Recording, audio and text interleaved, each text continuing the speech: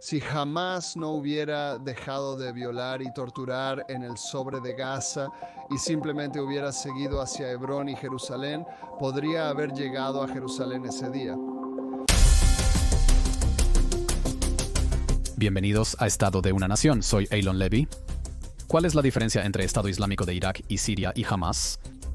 No es el barbarismo de sus atrocidades ni su visión de la yihad global. Es el hecho de que Estado Islámico de Irak y Siria era un paria global y Hamas no lo es. Estado Islámico de Irak y Siria fue oposición para una coalición global, decidida a destruir su estado de terror en Irak y Siria. Hamas cuenta con el respaldo de una coalición global, decidida a salvar su estado de terror.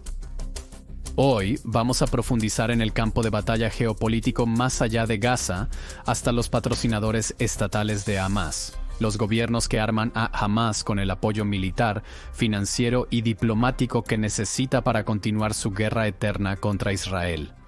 Observamos los estados que se apresuran a salvar a Hamas de la guerra que inició. Me acompaña Michael Duran, una de las mentes más agudas en seguridad del Medio Oriente. Es un miembro senior del Instituto Hudson, un exfuncionario de seguridad nacional de los Estados Unidos, de la era George W. Administración Bush, y alguien que ha pasado décadas estudiando las fuerzas que dan forma a esta región. No nos guardamos nada en este episodio ardiente y nos enfrentamos sobre la responsabilidad de los actores extranjeros en esta crisis.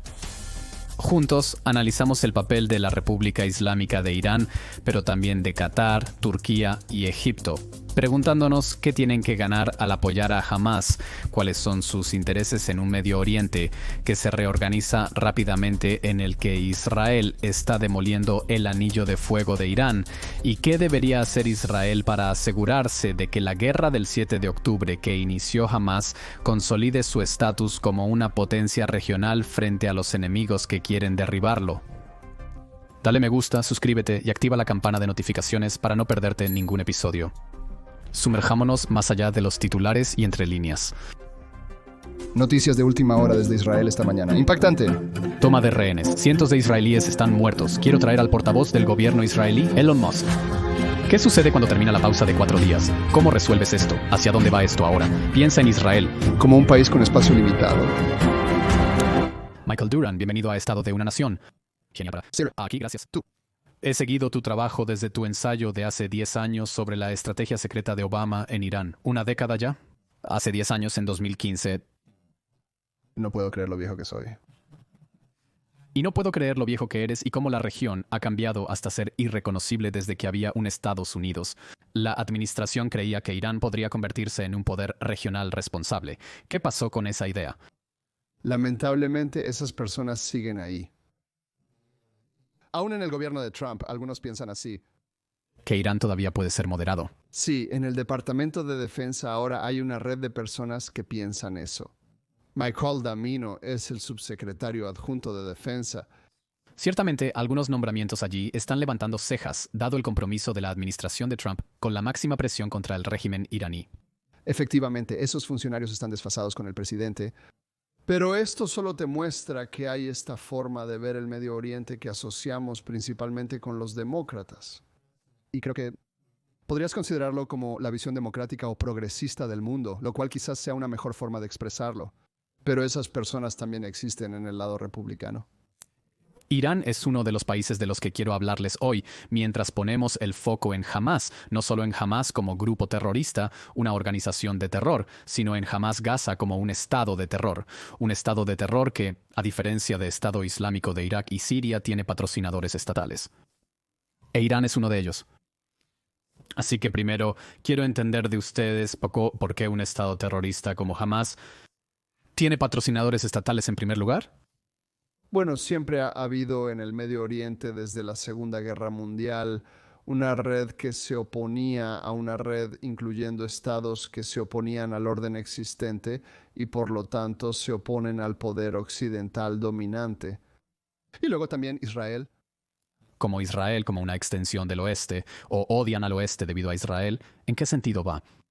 Realmente creo que esa es una gran pregunta. Realmente creo que nunca he argumentado esto, pero porque ya estamos allí, realmente creo que mucho del calor que recibe Israel es porque es el aliado de los Estados Unidos, el tipo de personas de las que hablaba antes en el Departamento de Defensa ahora, pero las personas que piensan que la forma de estabilizar el Medio Oriente es acercándose a Irán y llegando a un acuerdo con él, argumentarían que América está recibiendo calor por ser aliado de Israel.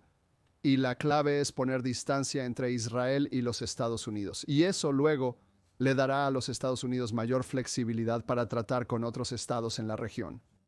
Creo que es exactamente lo contrario, que la hostilidad que recibe Israel es hostilidad hacia Occidente. Entonces, ¿crees que la razón por la que el Estado terrorista de Hamás en Gaza tiene patrocinadores estatales es porque Hamás se ve como una herramienta para expulsar la influencia occidental y estadounidense de la región? Absolutamente. Absolutamente.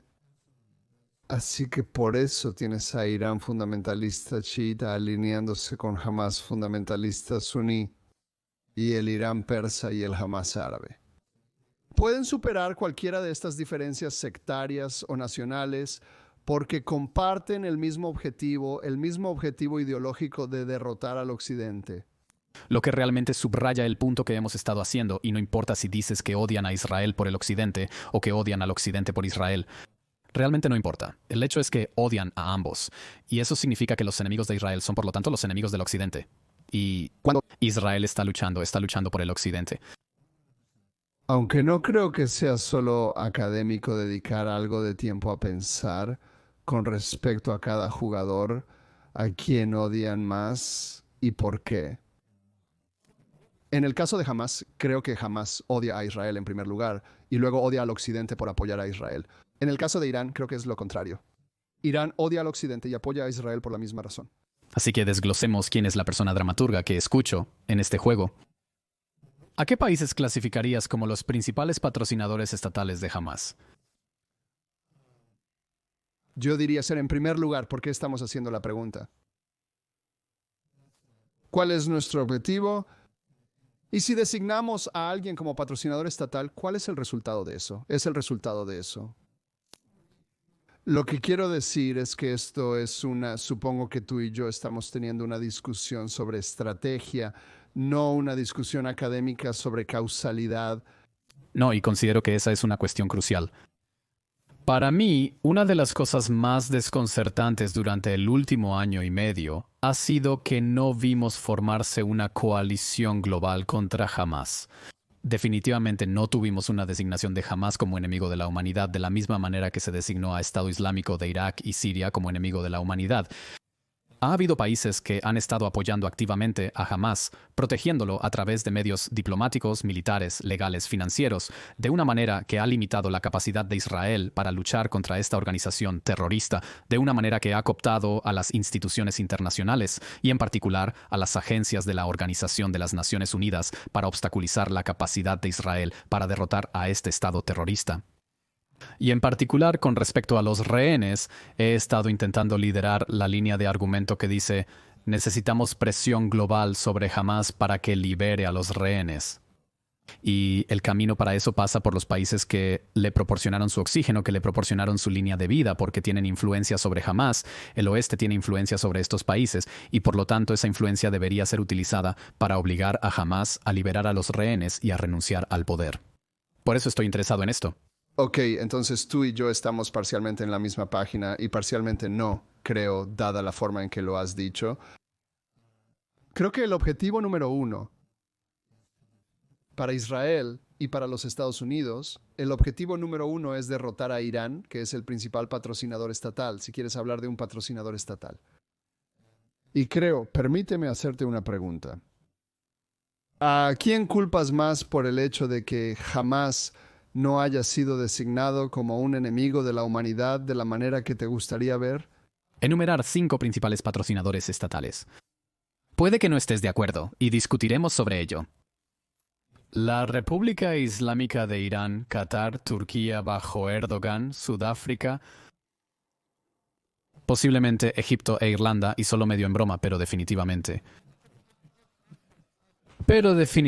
Irán, Qatar y Turquía. En mi opinión, podemos estar de acuerdo en esto, que si se lleva a cabo el plan del presidente Trump para Gaza, Irlanda debería recibir un número muy grande de gazatíes. Creo que es lo menos que Irlanda puede hacer, dado todo el daño que han causado en este conflicto. Ellos tienen que poner su dinero donde está su boca. Entonces, ¿clasificarías a Irán como un patrocinador estatal de Hamas? ¿Lo harías? ¿te opondrías a los demás? No. Mi pregunta fue, ¿a quién culpas por el hecho de que jamás no haya sido designado? No lo hemos hecho. El oeste no ha resistido. Qatar. ¿Qatar? ¿En serio? ¿Qatar? Sí. Yo culparía al Estado que alberga a los líderes de Hamas en su territorio y no los ha entregado a los estadounidenses, extraditándolos para obligarlos a liberar a los rehenes. Yo culparía al país que maneja las relaciones públicas de Hamas a través de Al Jazeera, que es el nombre de usuario en redes sociales de la familia real de Qatar. Yo culparía al país cuya madre del emir lloró a Sinawa cuando fue asesinado. Yo culparía a Qatar porque el 7 de octubre, mientras los escuadrones de Hamas aún causaban estragos en los kibutzim del sur, Qatar condenó a Israel. Creo que la hipótesis más plausible es que Qatar le dijo a Hamas que mantuviera a los rehenes. Qatar nunca le ha dicho a Hamas que libere a los rehenes de manera incondicional e inmediata. Creo que Qatar le dijo a Hamas que retuviera a los rehenes hasta que obtenga el arreglo del rescate que le permitirá permanecer en el poder. Así que tenemos un desacuerdo muy significativo porque culpo a los Estados Unidos por el fracaso del Occidente para mantenerse unido contra Hamas. Creo que hubo un encuadre estadounidense equivocado desde el primer día. Los estadounidenses definieron, cuando digo la administración Biden, definieron el conflicto como un conflicto palestino-israelí, y nunca fue eso. Siempre fue desde el primer momento un conflicto iraní-israelí e incluso diría, en base a lo que decíamos antes, que en realidad era un conflicto iraní-estadounidense. Irán está librando una guerra asimétrica contra Estados Unidos. Y si la administración de Biden lo hubiera definido así desde el principio, entonces cambia el enfoque de todo para que entonces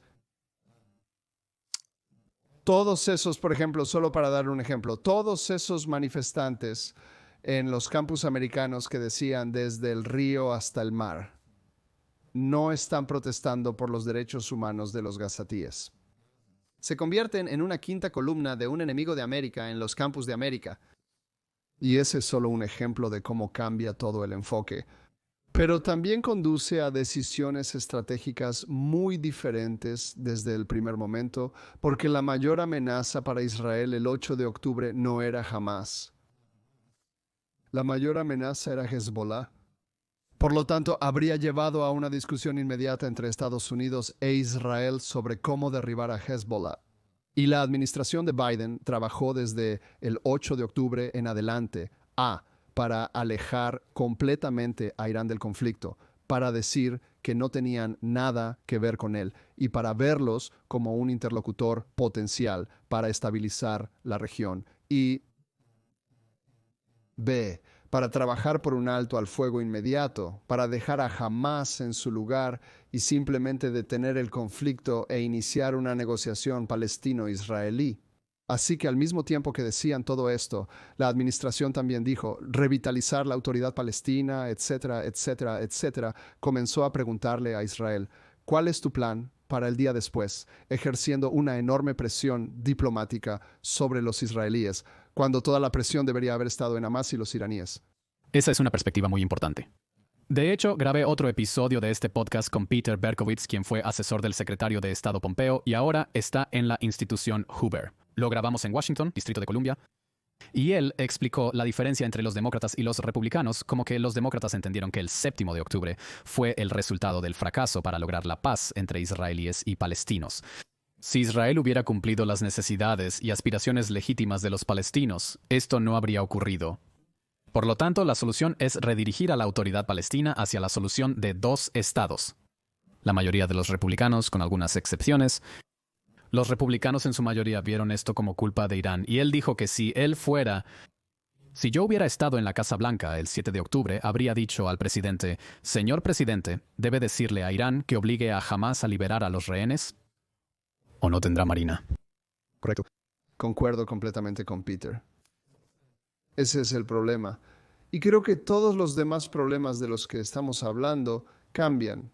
Si aciertas con la estrategia estadounidense y se designa a Irán como debería ser, quiero decir, no estoy hablando de una designación legal, estoy diciendo que sí se identifica correctamente como la fuente del problema, y comenzamos a trabajar juntos para resolverlo, la principal fuente del problema, y trabajamos juntos para resolver ese problema, todo lo demás se facilita. Así que quiero pasar a los otros países más tarde, y estoy percibiendo cierta resistencia sobre Qatar y disfruto la oportunidad de tener un poco de ida y vuelta. Sí, estoy feliz de hablar sobre ello, pero mi comprensión de los cataríes está dentro de ese marco que estamos describiendo. Hablemos primero de Irán y preparemos el escenario. Irán, has establecido, es el patrocinador más grande del Estado terrorista de Hamás. ¿Cuál es el alcance y la naturaleza de ese apoyo? Le dan dinero a Hamas. Le dan entrenamiento. Le dan armas. Le dan conocimientos sobre armas. Le dan apoyo diplomático y le dan el apoyo militar de todos los otros intermediarios en su eje de resistencia. Ese llamado anillo de fuego. ¿Cuál es el interés estratégico de Irán aquí? Irán construyó a Hamás, Hezbollah, los otros intermediarios para usar como un arma del día del juicio final con la que destruir el Estado judío. ¿O fue como, en particular de las conversaciones con funcionarios europeos, esta perspectiva? No. Esto se pretendía como una medida defensiva para contener a Israel y permitir a Irán dominar el Medio Oriente, manteniendo a raya a su actor más poderoso. ¿Cuál es la razón por la que Irán está respaldando a Hamás? ¿Qué está tratando de obtener de esta relación? Irán quiere destruir a Israel y quiere socavar el orden estadounidense en el Medio Oriente. Por lo tanto, tiene una estrategia a largo plazo para expulsar primero a los Estados Unidos del Golfo Pérsico y luego de todo el Medio Oriente. Israel es el mayor impedimento regional para ese proyecto porque Israel es el único poder que realmente está directamente involucrado en la competencia militar con él y capaz de disminuirlo significativamente como se ha hecho. ¿Cuánto conocimiento avanzado crees que tenía la República Islámica de Irán sobre el 7 de octubre? Creo que tenían un entendimiento general, por lo que sabemos, y solo puedo basarme en lo que me han dicho las personas que han visto la inteligencia más sensible, pero podría cambiar.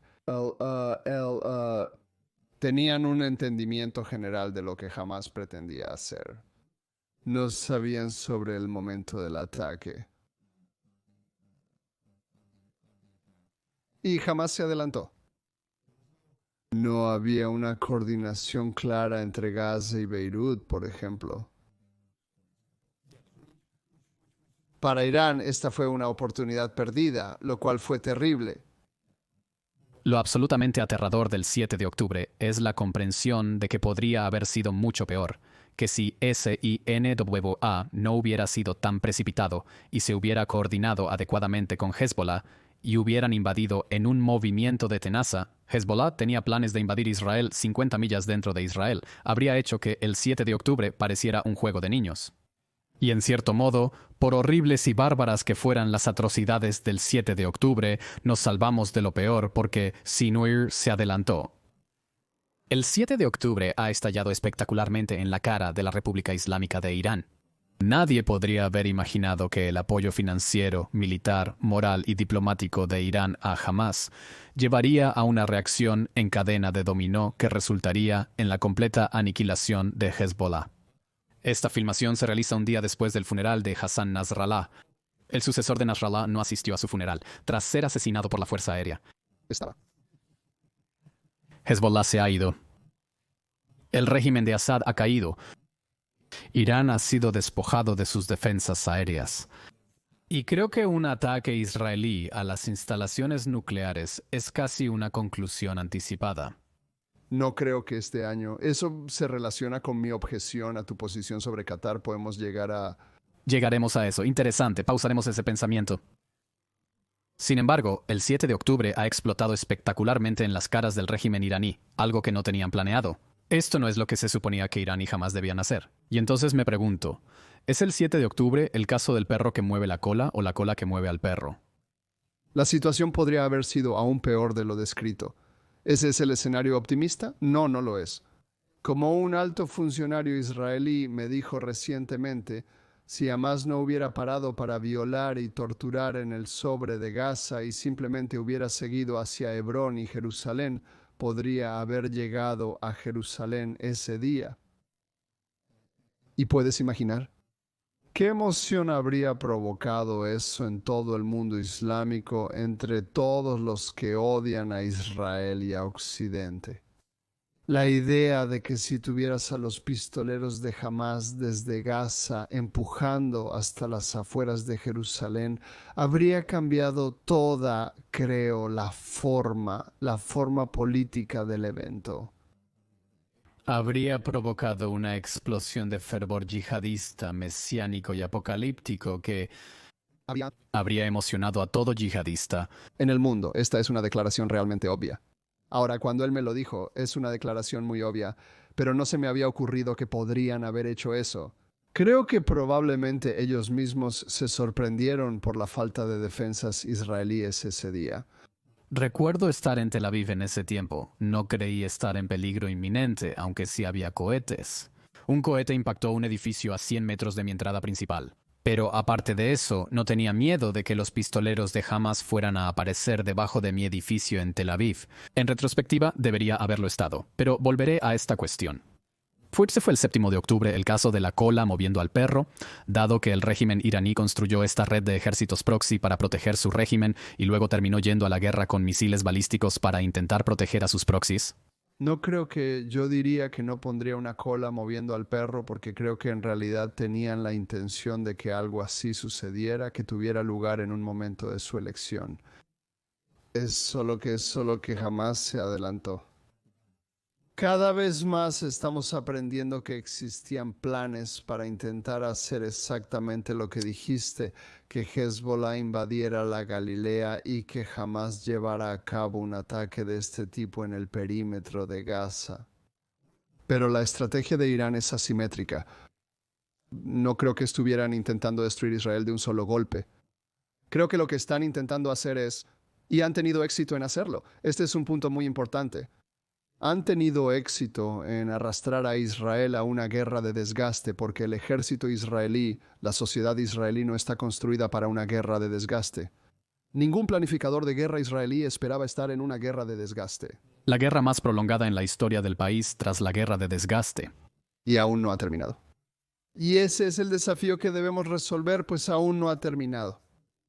Cuando digo nosotros me refiero a que los estadounidenses e israelíes juntos debemos resolver este asunto, dado que el 7 de octubre ha explotado, lo cual de nuevo es por qué estoy en contra de designar a Qatar y Turquía. Hablaremos de eso en breve. Pero dado que el 7 de octubre ha explotado tan dramáticamente en la cara del régimen iraní, esto no es lo que estaba planeando. Creo que Irán está más débil que nunca, y Israel está en la posición regional más fuerte que jamás ha estado. ¿Estás viendo a Irán reevaluando su relación con Hamás? Porque esta fue una inversión masiva que acaba de irse por el inodoro. Y hay una pregunta. ¿El régimen iraní va a intentar redoblar esfuerzos e intentar reconstruir el estado terrorista de Hamás, reconstruir el estado terrorista de Hezbollah dentro de un estado en Líbano, o va a cambiar de rumbo? El 7 de octubre ha cambiado todo. ¿Qué ha cambiado para los ayatolás? No creo que haya cambiado nada. Bueno, digámoslo de esta manera. Creo que están tambaleándose en este momento. Están totalmente tambaleándose por todas las razones que mencionaste. Han sido, perdóname, el golpe más grande para ellos que jamás, por supuesto, es Hezbollah. Hezbollah es el mayor activo que tienen en el mundo y ellos tienen una conexión cultural, religiosa, organizacional con Hezbollah que no tienen con Hamás. Hamás es una organización radical suní. Es Palestina. Existe una conexión entre Líbano e Irán que es mucho más profunda en muchos niveles, incluyendo el matrimonio entre las élites de los chiitas de Líbano y los chiitas de Irán.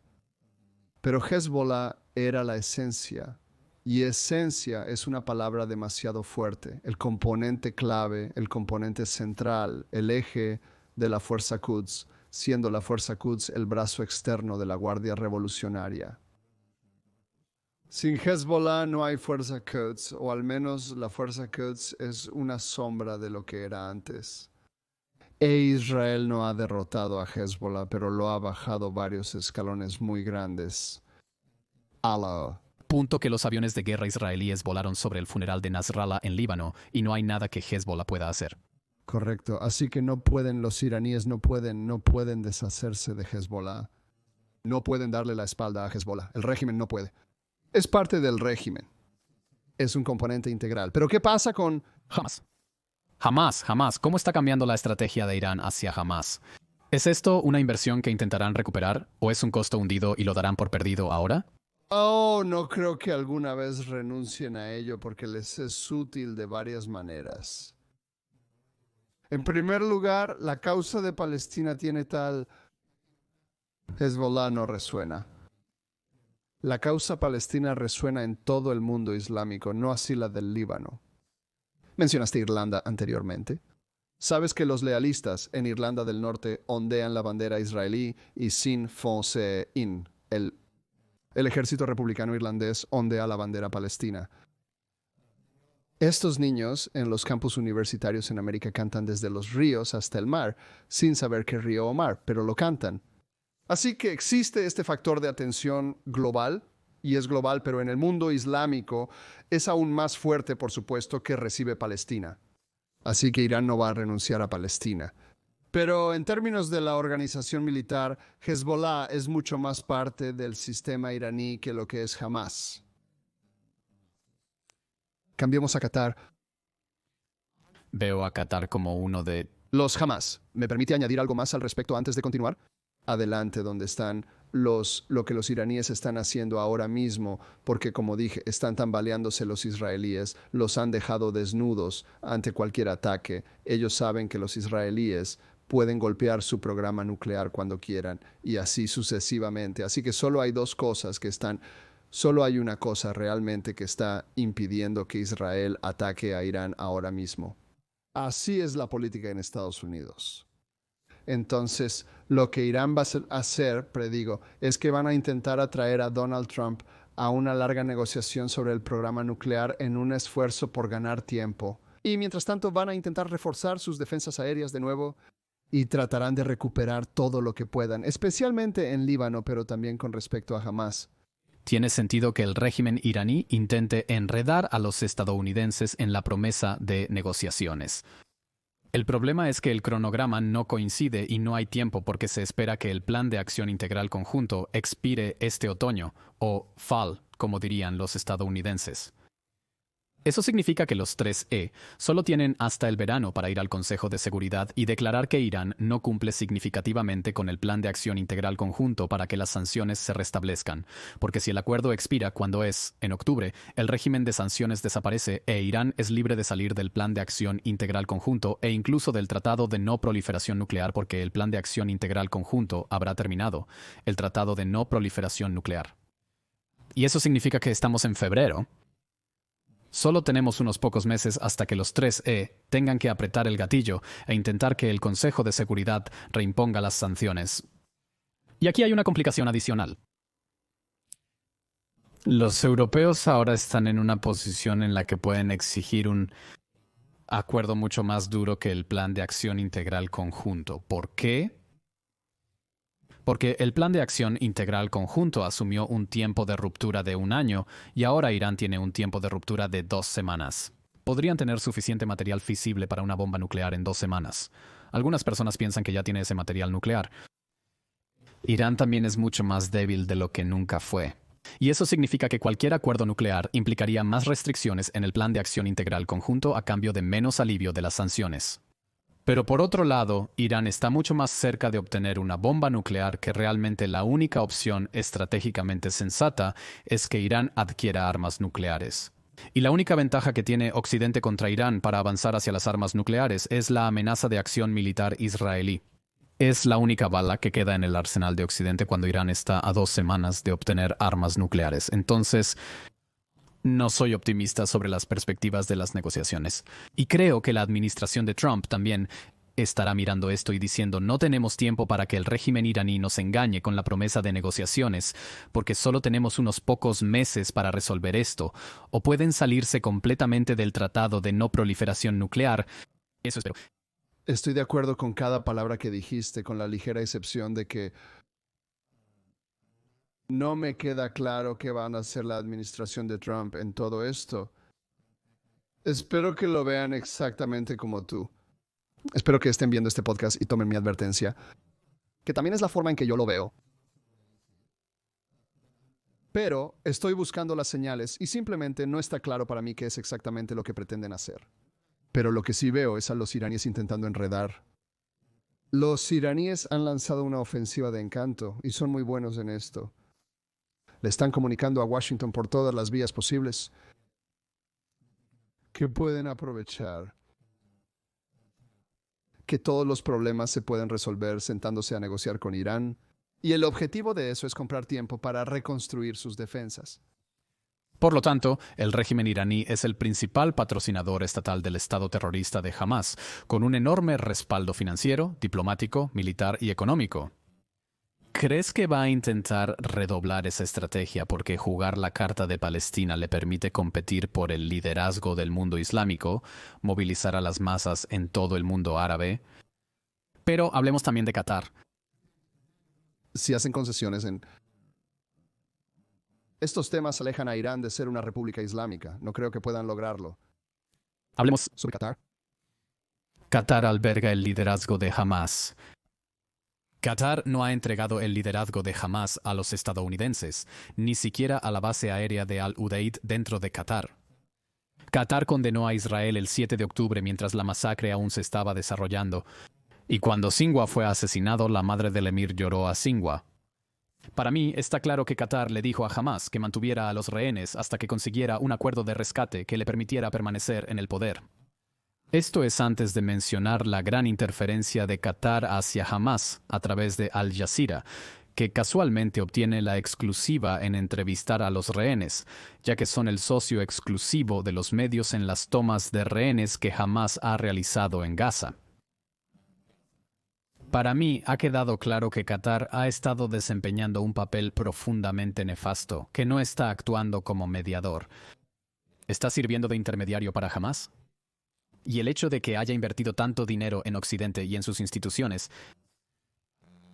le da la aprobación de los actores occidentales que no están dispuestos a condenar a Qatar porque básicamente los ha comprado. ¿Estarías de acuerdo con esa evaluación? No, lo sé. Debido a todas las cosas que dijimos y en las que tú y yo estuvimos de acuerdo hasta este punto, señalaste que que el plazo para el retroceso está llegando en el otoño. Usaré tu palabra. Y no nos queda mucho tiempo. Creo que también estarás de acuerdo conmigo en que Irán es el enemigo número uno de Israel y de Occidente en el Medio Oriente. ¿Estás de acuerdo con eso? La República Islámica de Irán debo enfatizar porque al decir Irán, los iraníes responden enojados que la República Islámica no los representa. Voy a participar en el... Acostumbrado resumen. Cuando decimos Irán, ¿nos referimos al régimen? Cuando me refiero a Irán, hablo del gobierno iraní. Entonces, pero estás de acuerdo conmigo en que la República Islámica de Irán es la número uno. Es la número uno. Enemigos, sí. Y es... No calificado. Y no está derrotado. Está lejos de ser derrotado. La guerra aún continúa. La guerra aún está sucediendo. Su bala todavía es una preocupación viable. Ha sido debilitada enormemente, pero podría regresar, puede regresar, podría... regresar, pero Hezbollah ha sido degradado de ser el actor no estatal más poderoso del mundo a ser una milicia con un líder que tiene miedo de mostrar su rostro en público. Pero aún puede volver. Cualquier cosa puede regresar. Así que no está completamente derrotado, no. Ese debe ser nuestro principal objetivo. Y de eso es de lo que deberíamos estar hablando todos los días, cada minuto que se pasa, hablando de una potencia de segundo, o diría que de tercer grado, como Qatar, en primer lugar, es un minuto desperdiciado porque nosotros debemos seguir enfocados en Irán. Ahí es donde realmente vamos a cambiar el equilibrio de poder entre Israel y sus enemigos. Quiero cambiar el equilibrio de poder, pero también rescatar a los rehenes que siguen siendo hambreados y torturados en las mazmorras de Hamás. ¿Y los líderes de ese régimen están en Qatar? Entonces, si ejercemos presión sobre Qatar para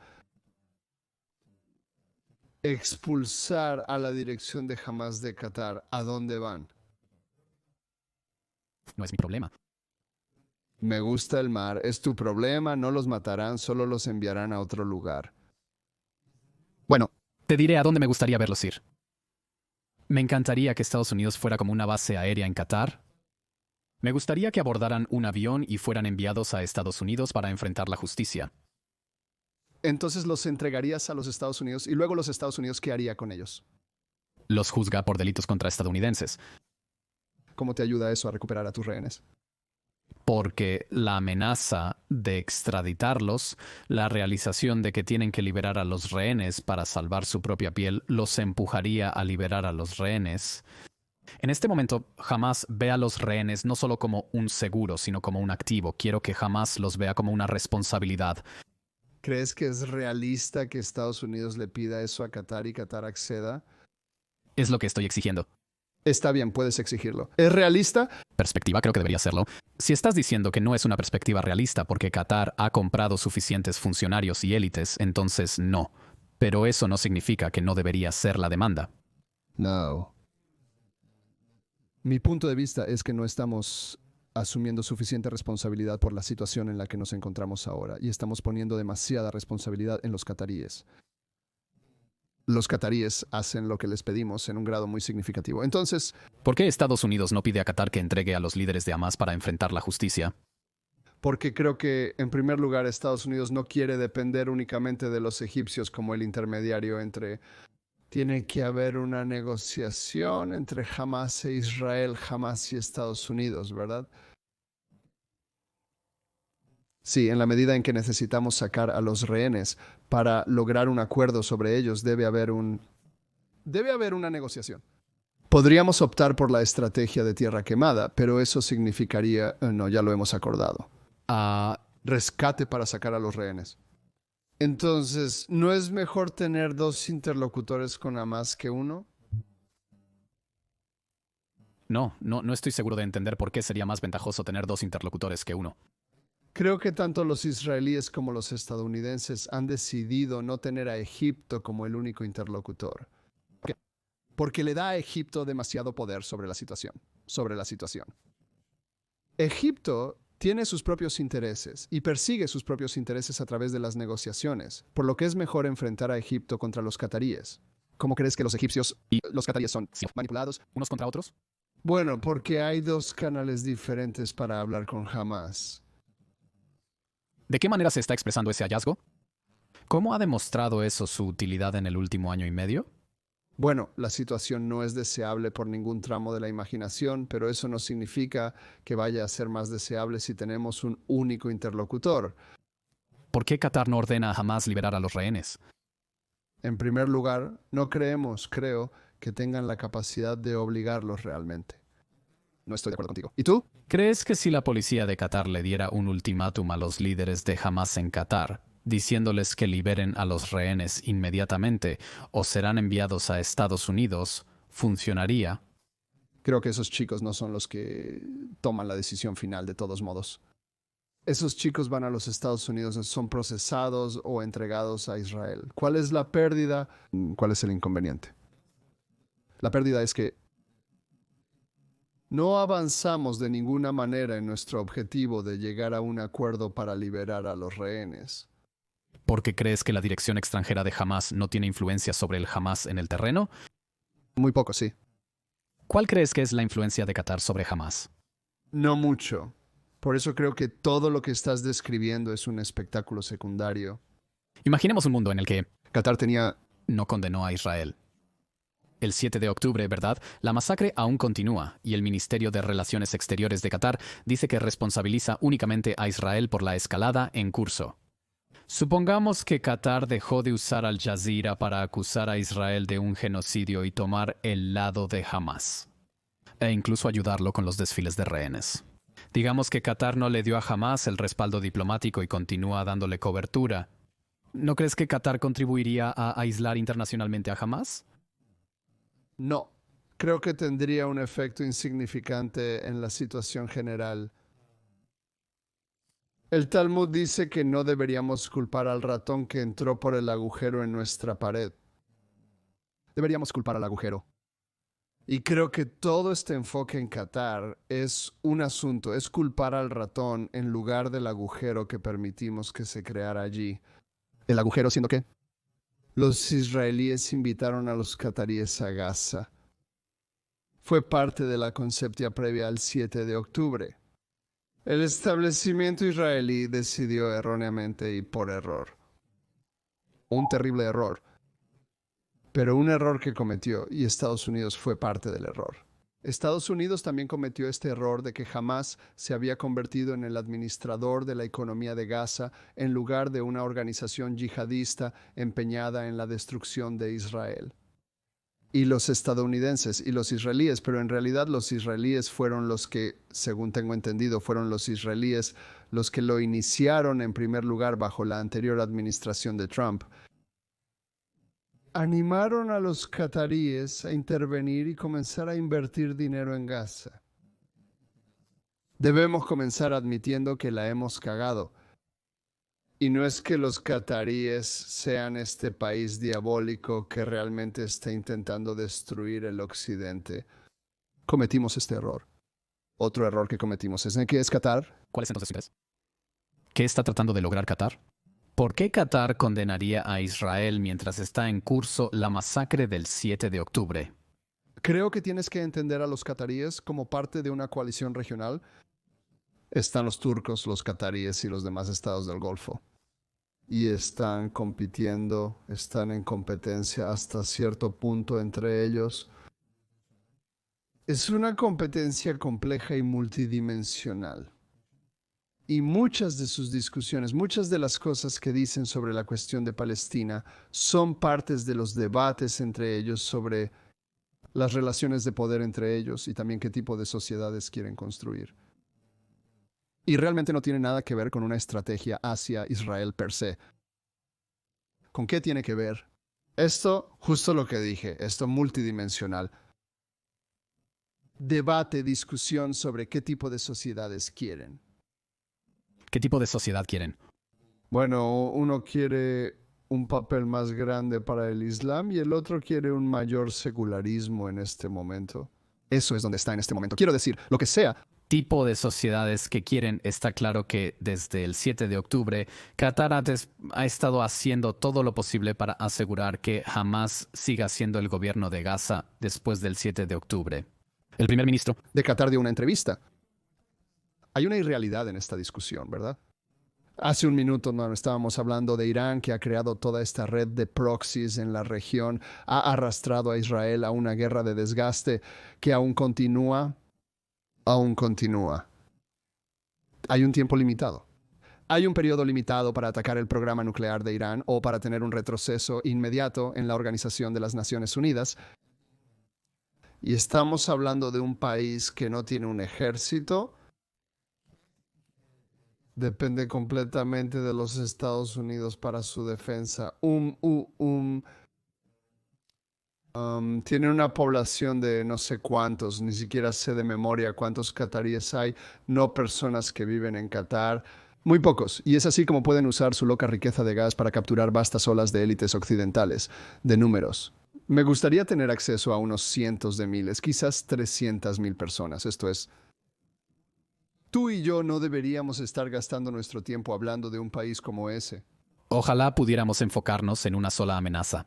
El hecho es que el primer ministro de Qatar recientemente dio una entrevista a la televisión israelí, a Arad Nir, en el canal 12, en la que dijo que Qatar ha estado presionando para que Israel acepte este arreglo de rescate desde el 8 de octubre. Qatar ha estado presionando. Lo que Qatar quería inmediatamente después del 7 de octubre era que Israel realizara una liberación masiva de prisioneros palestinos, dejar a Hamas en pie, dejar vivo a Sinjar, realizar un desfile de victoria por el centro de Gaza. Habría emocionado a los yihadistas de todo el mundo e inflamado su capacidad para continuar la yihad contra Israel, que es exactamente lo que quiere el régimen iraní. ¿En cuántos enemigos debería centrarse Israel en un momento dado? Irán ya está incluido. Eso es incorrecto, no es posible. Cuando otros quieren matarnos, debemos estar alerta. No podemos decir que Irán es nuestro único problema. Nuestros enemigos provienen de múltiples ángulos. ¿Es el régimen iraní la mayor amenaza para Israel? Dudé y respondí quizás. Bueno, también es porque el movimiento nacional palestino, que el régimen iraní ve como un proxy, como un vehículo para su ataque contra Israel, todavía están allí y todavía son un... El top 3 de actores independientes es 1 Irán, 2 Hezbollah, 3 Hamas, aunque quizás el orden podría ser diferente.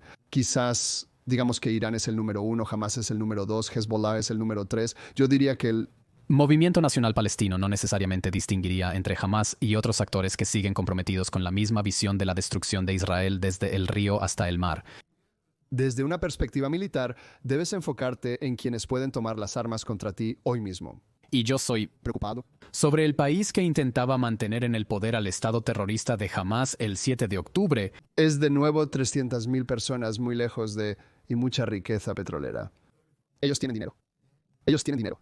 Pero también son muy receptivos a lo que les pedimos. Continúa. La política de Estados Unidos hacia Irán es 10. La política emiratí hacia Irán es 10 menos 1. La política catarí hacia Irán es 10 menos 2. Siempre es así. Así es como funciona. Nadie habla, no hay nadie en Israel con quien haya hablado que hable sobre las enormes cantidades de dinero iraní que están en cuentas bancarias en los Emiratos Árabes Unidos. Todos en Israel aman a los Emiratos Árabes Unidos. Por una buena razón, los Emiratos Árabes Unidos están haciendo muchas cosas muy, muy agradables con respecto a Israel, pero también se inclina hacia Irán de formas que los israelíes ignoran. Y los estadounidenses también ignoran esto. Si Qatar es tan receptivo... Volviendo a la pregunta, ¿por qué Estados Unidos no debería pedir la extradición de los líderes de Hamas? ¿Qué tiene que perder Estados Unidos al hacer? Estados Unidos ha tomado una decisión sobre esa demanda. Puede ser considerada buena o mala. Ha decidido desde el primer momento usar a los cataríes como interlocutores con Hamas.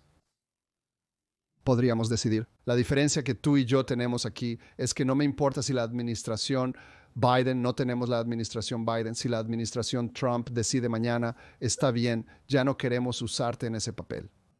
Bien, ya no los usamos en ese papel. Alguien más va a adoptar a los líderes de Hamas, esas personas que están allí, si son asesinados, serán reemplazados por algún otro liderazgo externo. ¿Estás diciendo? Según tu afirmación, Estados Unidos permite que Qatar albergue a la dirección de Hamas para usarlo como canal de comunicación. A Hamas se lo pedimos. ¿Por qué?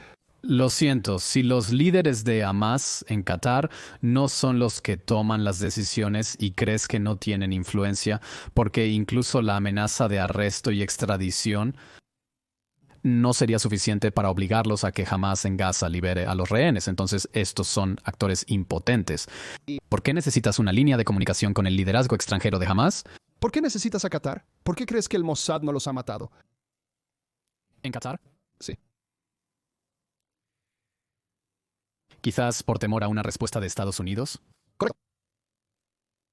Entonces todo te lleva de vuelta a donde intenté empujarnos. Política estadounidense. ¿Cuál debería ser la política estadounidense? ¿Y en qué debería centrarse Estados Unidos? Cuando tú y yo tenemos una conversación. No, pero aún no entiendo por qué Estados Unidos necesita a Qatar como línea de comunicación con Hamas si estás diciendo que los líderes de Hamas basados en Qatar no son los que toman las decisiones de todos modos. Sabemos que los chicos en el terreno en Gaza son quienes toman las decisiones finales. En cuyo caso, ¿cómo es Qatar? ¿Cómo es la presencia del... ¿Cómo está ayudando la presencia del liderazgo de Hamas en Qatar? Para tener una negociación debe existir un canal de comunicación. En resumen, tienes otra alternativa si decides no trabajar. A través de los cataríes vas a trabajar con los egipcios. Si te deshaces de los cataríes y trabajas con los egipcios, quedas a merced de ellos. Hablemos entonces de los egipcios. Porque ellos te dicen cuáles son los mensajes y te lo dicen y lo utilizan para aumentar sus propios, ya sabes, maximizar sus propios intereses. Hablemos de los egipcios. ¿Cuál es el interés de Egipto en la guerra del 7 de octubre? ¿Interés en la guerra o interés en una presencia de Hamas en Gaza? ¿Cuál es su...? Interés estratégico, sí, respecto al grupo terrorista Hamas. Así que tiene muchos intereses. Número 1.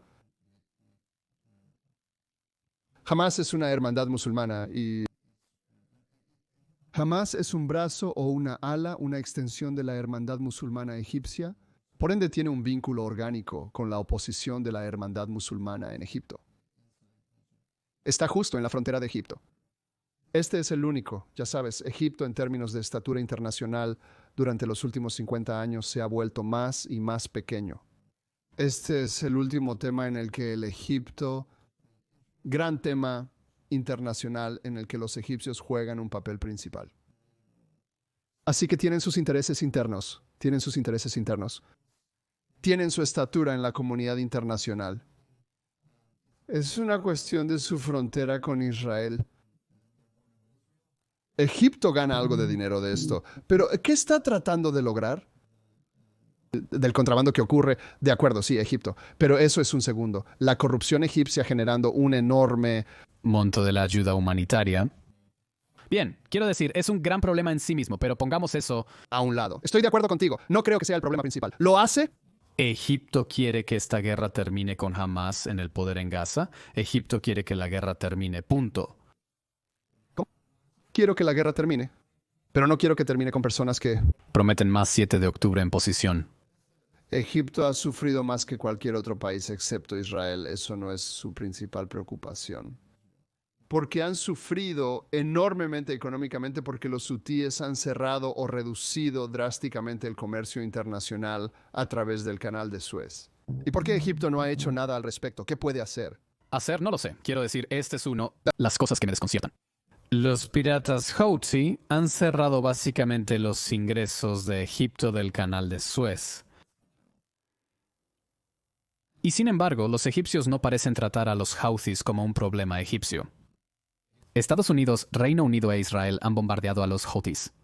Pero los egipcios no tienen la capacidad de proyectar poder más allá de sus fronteras de manera significativa. Dependen de Estados Unidos para hacerlo. Entonces los egipcios, esta es la genialidad de la estrategia iraní, es que los iraníes ponen el poder militar de su eje de resistencia, todos sus diferentes representantes, detrás del movimiento global de alto al fuego sobre la base del cálculo de que si hay un alto al fuego, entonces jamás permanecerá en el poder. Si jamás sigue en el poder, entonces será victorioso de facto. Porque, como dijo Mordechai Kedar, si un luchador de Hamás al final de la guerra se sube a un montón de escombros y hace una señal de victoria, entonces jamás ha ganado. Y quiere Egipto que Hamas siga siendo el vencedor de facto del 7 de octubre. No creo que lo estén considerando así. No creo que nadie más que Israel y personas como tú y yo estén pensando en la erradicación completa de Hamas. Todos los demás están pensando, ¿cómo manejo este problema para aliviar los peores problemas que tengo? Y para Egipto, ese es el problema Houthi. Egipto busca el fin de la guerra en Gaza para que los Houthis desbloqueen el envío en el Mar Rojo, siendo probablemente su principal preocupación. Interesante. ¿Qué influencia crees que tiene Egipto sobre Hamas? No tanto, tal vez un poco más que los cataríes, porque pueden desempeñar un papel permitiendo o bloqueando el contrabando desde Gaza, pero no están en posición de destruirlo. Y aún así describiría a Egipto como un estado patrocinador de Hamas, solo porque se ha unido al ridículo caso de Sudáfrica contra Israel en la Corte Internacional de Justicia, acusándolo de genocidio, un supuesto genocidio en el que Egipto es, por supuesto, cómplice. Porque si está cobrando a los gazatíes miles de dólares para escapar de ese supuesto genocidio, entonces tiene una parte de la culpabilidad, pero esa ironía parece haberles pasado por alto. ¿Por qué Egipto está copatrocinando el caso de Sudáfrica en la Corte Internacional de Justicia, librando una guerra legal contra Israel, actuando como abogado del diablo? Ver esto nos lleva por el mismo camino, en mi opinión, como las discusiones sobre Qatar. ¿Qué hacemos cuando hablamos así? ¿Por qué estamos haciendo esto? ¿Cuál es el propósito de nuestra discusión? En mi mente, al menos si hablo por mí mismo, quiero influir en los estadounidenses para que tengan una cierta visión de Medio Oriente, para que se centren en las cosas que van a ser más efectivas en la menor cantidad de tiempo posible. Cualquier discusión que tengamos sobre los cataríes, los egipcios, los turcos, cualquier otro, nos distrae del enfoque en lo que realmente va a marcar la mayor diferencia, pero tenemos que enfocarnos en varias cosas. No podemos enfocarnos solo en una estrategia de poder. La estrategia es sobre priorización. priorización, pero también entender cómo hay múltiples piezas superpuestas y placas tectónicas. Muchos cambios están ocurriendo en Medio Oriente. Si queremos influir en los tomadores de decisiones en Estados Unidos, debemos mantenerlos enfocados en una sola cosa que realmente importa. De lo contrario, nos perderemos en los detalles. Acerca de contener al régimen iraní, no significa que yo, como israelí, pueda hacer la vista gorda al hecho de que un vecino que se beneficia enormemente del comercio de ayuda humanitaria, está acusando a mi país de genocidio en la Corte Internacional de Justicia y envenenando la opinión pública mundial. Tengo que preocuparme por cuál es la cosa más grande que Israel hizo para conseguir la liberación de los rehenes. Aceptando pagar un rescate, aparte de la presión militar. ¿Qué puso a Hamás en una posición si quieres pensar en cambiar los cálculos de Hamás para que Hamás libere a los rehenes? ¿Qué fue lo que más cambió su cálculo? ¿Fue la eliminación de Hezbollah del frente de Gaza? Alejándolo del frente de Gaza, Nasrallah había dicho todo el tiempo: no lo haremos. Mientras estés en guerra, mientras tú, Israel, estés en guerra en Gaza, entonces tu norte no conocerá la tranquilidad. Y tus ciudadanos, Israel, no podrán regresar a las comunidades fronterizas. Fue la degradación y destrucción de Hezbollah hasta tal punto que Hezbollah sintió que tenía que abandonar, tenía que renegar de esa promesa que dejó a Hamás con la realización de que está solo en el campo de batalla. La forma en que hiciste que Hezbollah hiciera ese cálculo fue golpeando duro a Irán y dejándolo desnudo. Esa es la conexión donde el hueso de la rodilla está conectado con el hueso del muslo en el que necesitamos enfocarnos. Si Israel y los Estados Unidos juntos eliminan el programa nuclear iraní, la tarea de destruir completamente a Hezbollah y alentar a otros actores en Líbano a frotar la cara de Hezbollah en el polvo se vuelve mucho más fácil. Si eso sucede, entonces obtener una mejor solución en Gaza se vuelve mucho más fácil. Mientras Israel tenga esta red iraní dispuesta contra ella de una forma u otra, su margen de maniobra en Gaza se ve enormemente restringido. Y eso no es por culpa de Egipto y tampoco es por culpa de Qatar. Y cualquier cosa que hagamos a Egipto o Qatar no va a cambiar esa ecuación esencial. Quiero procesar eso un segundo. Antes del 7 de octubre, los observadores extranjeros podrían haber afirmado que un ataque israelí a las instalaciones nucleares iraníes incendiaría el Medio Oriente, causaría una escalada que sería peligroso y escalatorio. Lo que estás diciendo ahora es que en este punto de la guerra del 7 de octubre, un ataque israelí a las instalaciones nucleares de Irán sería de desescalada en la medida en que la eliminación de la influencia del régimen iraní libera a otros actores. Para aplastar los restos de Hezbollah en Líbano, deja a Hamás aún más desprovisto de su principal patrocinador estatal, obligándolo a aceptar un arreglo que nunca hubiera considerado porque estaba solo. Y por lo tanto, este movimiento, que creo que es probable, si no seguro, este año será la pieza de resistencia que empuja a Hamás hacia su eventual derrota. ¿Entiendo correctamente tu pensamiento? Sí, eso es. Y solo piénsalo. Si Irán cae, no estoy hablando del régimen, sino que digo que si el mundo ve que su programa nuclear, la joya de la corona de su resistencia, de su red de resistencia, si eso es destruido, Hezbollah se verá débil. Los hutíes también parecerán débiles y eso animará a otros actores. Además, no olvidemos a las milicias respaldadas por Irán en Irak.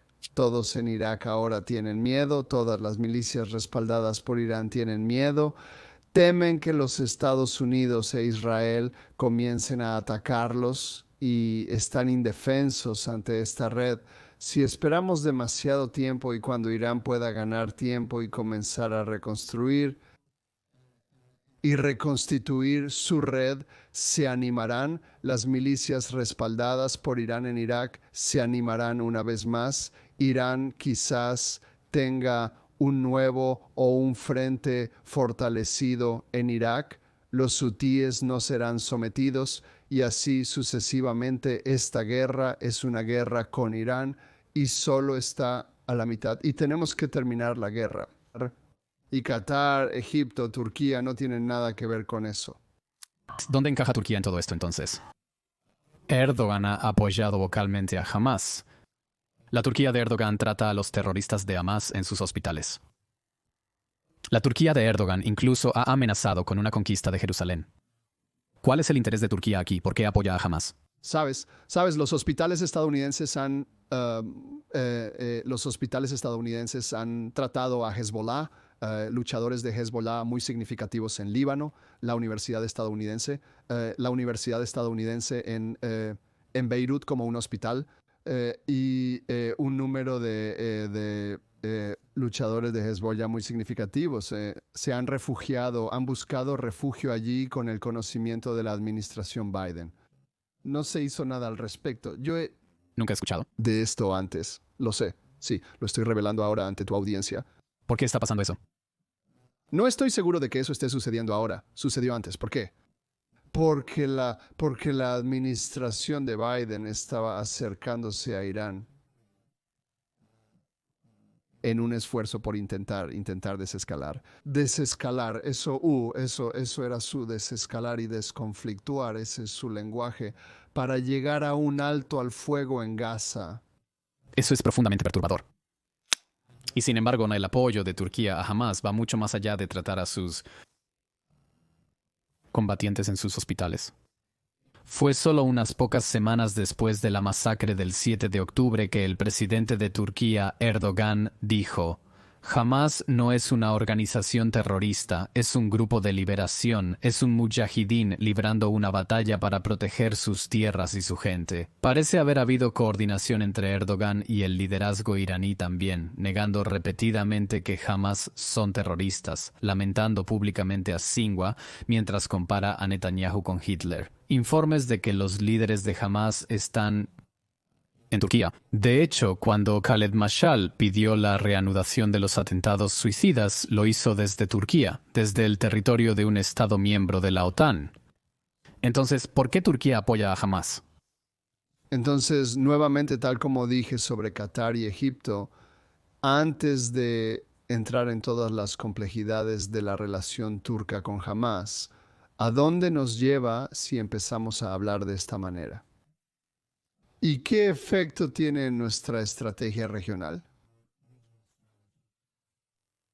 Una de las mejores cosas que le sucedió a Israel desde el 7 de octubre, uno de los mayores éxitos estratégicos que Israel tuvo en su guerra contra Irán fue el derrocamiento de Bashar al-Assad. Eso le entregó a Israel un gran premio estratégico porque ya no... No, porque eso... Israel tuvo la oportunidad de bombardear el ejército de Assad, sus arsenales de armas de destrucción masiva y destruir su fuerza aérea y marina. La gran amenaza militar en la frontera norte de Israel se esfumó repentinamente. Todos los iraníes fueron expulsados completamente de Siria y Irán ya no tenía el conducto desde Damasco hasta Beirut para fortalecer a Hezbollah. Verdaderamente vivimos en tiempos bíblicos. Sí, entonces... ¿Quién le entregó a Israel ese golpe estratégico, ese golpe de gracia estratégico? Continúa. Reyes de Tiberia. ¿Por qué? Porque los turcos son los que derrocaron a los turcos en apoyo de sus ITDS proxy, son los que derrocaron a Assad. Por lo tanto, la expansión del poder turco trabajó en gran medida en beneficio de Israel. ¿Comenzaría?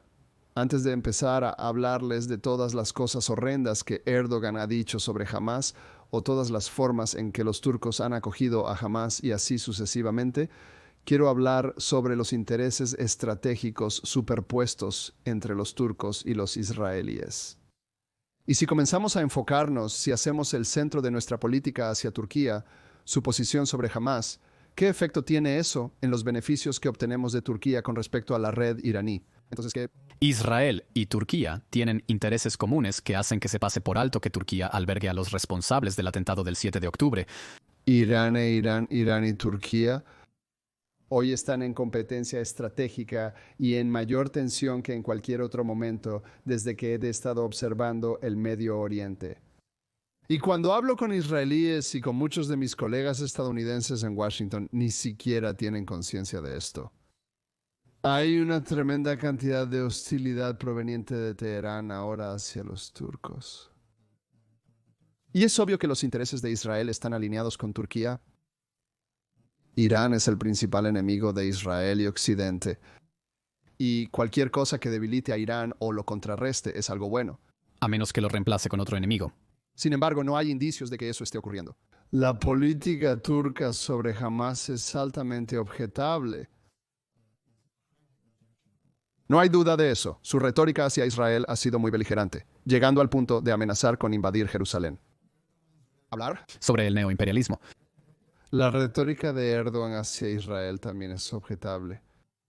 Pero hay una diferencia entre la retórica hacia Israel y la creación de una red de representantes en todo el Medio Oriente que están arrastrando a Israel a una guerra de desgaste.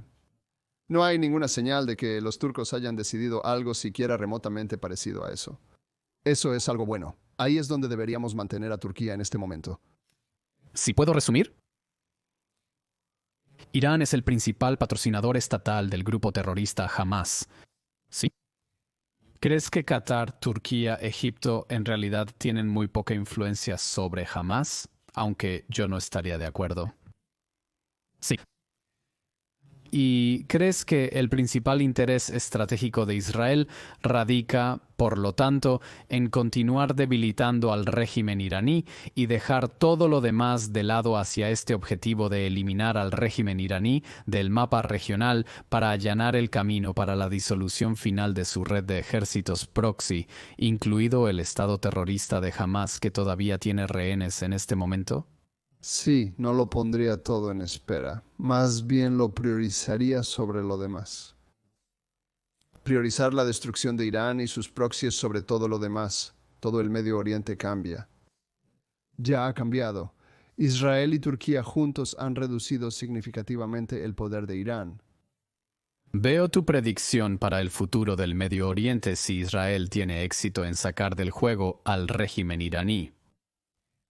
Me pregunto si podrías ofrecer otro análisis alternativo de hacia dónde irá el Medio Oriente si Israel es presionado para aceptar un acuerdo de alto al fuego que deje a Hamás en el poder, ya que la Asamblea General de la Organización de las Naciones Unidas estaba exigiendo un alto al fuego inmediato e incondicional que dejaría al Estado terrorista de Hamás en el poder, y que esta guerra no termina con la remoción de Hamás del poder.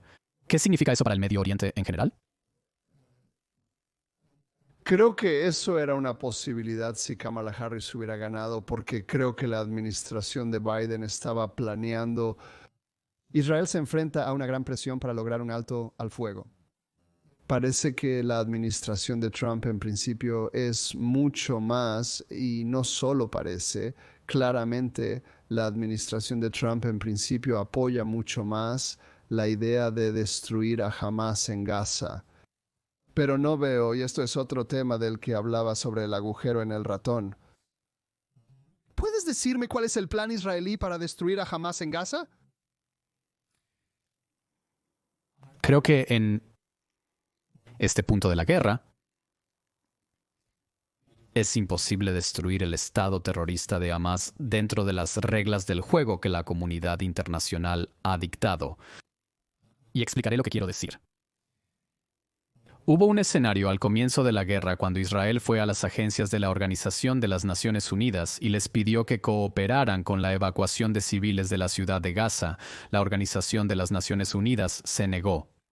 Insistieron en mantener a los civiles de Gaza en un bastión de Hamás, y es imposible arrasar a Hamás mientras hay civiles corriendo entre sus pies, y la Organización de las Naciones Unidas está presionando a Israel para que permita la entrada de camiones de ayuda que sabemos que están reabasteciendo a Hamás. Para destruir a Hamás necesitábamos sacar a los civiles del camino,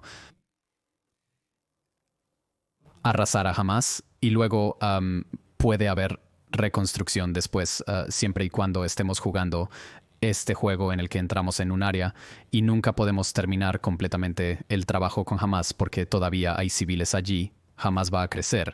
La perspectiva que la administración de Trump ha planteado ahora de la evacuación y remoción de personas de Gaza fuera de la franja abre la posibilidad de poder apuntar a la infraestructura terrorista de Hamás que deliberadamente escondieron debajo de áreas y edificios civiles para protegerla.